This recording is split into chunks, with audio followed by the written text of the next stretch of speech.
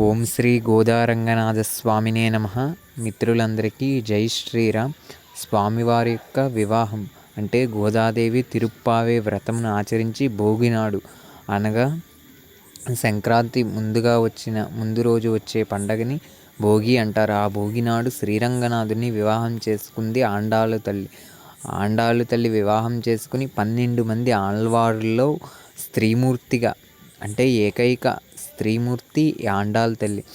ఆవిడ యొక్క వివాహ ఘట్టాన్ని అర్చకులు వారు వర్ణిస్తున్నారు. అలాగే స్వామి యొక్క సంకీర్తన గోవిందనామాలు చదువుతూ స్వామి యొక్క వర్ణన, స్వామి యొక్క గుణగణాలు, స్వామి ఎలాగ భూమిపైకి వచ్చారు, అమ్మవారు ఎలా ఉద్భవించారు అలా చేసి నిత్యక్రియలను ఆచరించి స్వామికి పట్టు వస్త్రాలను సమర్పించి అలంకరణ అంటే వధూవరులుగా అలంకరించి స్వామి అమ్మని వివాహానికి వధూవరులుగా సిద్ధం చేసి వివాహ కళ్యాణాన్ని జరిపిస్తూ ఉన్నారు. అదేవిధంగా స్వామి యొక్క గుణాలను వర్ణన చేస్తూ ఉన్నారు. స్వామి ఎలాంటి వారు, స్వామికి ఎలాంటి శక్తులు ఉన్నాయి, ఈయన యొక్క సైన్యం ఏంటి అని స్వామి యొక్క వర్ణన చేసి స్వామికి అలంకరణలు, పుష్పాలు, ఆభరణాలు ఇలాంటివన్నీ అలంకరించి వరుడుగా తయారు చేశారు. అంటే కళ్యాణం పెళ్లి కొడుకుని ఎలా రెడీ చేస్తూ ఉంటారో అదే విధంగా రెడీ చేశారు స్వామివారిని. అమ్మవారిని పెళ్లి కూతురుగా రెడీ చేశారు. వివాహం చేసి స్వామి అమ్మవారికి కళ్యాణ వేడుకను తిలకించటానికి ఎంతో ఆతృతగా భక్తులందరూ ఎదురు చూస్తూ ఉన్నారు. స్వామిని ధ్యానిస్తూ స్వామి యొక్క గోదారంగనాథ కళ్యాణం చూడడం వల్ల సమస్త శుభాలు కలుగుతూ ఉంటాయి. స్వామికి పుష్పమాలను ధారణ చేస్తూ ఉన్నారు. ఆ మాలను ధారణ చేసేటప్పుడు స్వామి యొక్క నామస్మరణ చేయటం ఎంతో మంచిది. అంటే ఈ వీడియో చూడటం వల్ల స్వామి యొక్క వివాహం చూసే ఫలితం కూడా వస్తుంది. అదేవిధంగా స్వామి యొక్క సంకీర్తన చేయటం వల్ల కలవు వెంకటనాయక అంటే కలియుగంలో శ్రీనివాసుడే దైవం.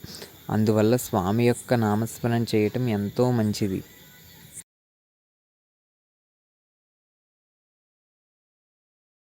అమ్మవారికి మాలాధారణ చేస్తున్నారు. స్వామిని చేతి నుంచి తీసి అమ్మవారికి ధరించారు. ఇప్పుడు అమ్మవారి నుంచి స్వామికి అంటే ఆముత్యమాల్యత అని అంటూ ఉంటారు. అమ్మవారి అంటే స్వామికి అమ్మ ధరించిన మాలలే స్వామికి అర్పిస్తూ ఉంటారు. అదేవిధంగా స్వామివారికి నీరాజన కైంకర్యములు చేసి వివాహం అనంతరం స్వామికి పుష్ప వర్షం కురిపిస్తూ ఉంటారంటే పువ్వులను ధారగా వేస్తూ స్వామి అమ్మవార్లకు ఆనంద సేవ చేస్తూ ఉంటారు. అందరూ స్వామిని దర్శించుకుని స్వామివారి యొక్క నీరాజనాన్ని కళ్ళకు అద్దుకోండి.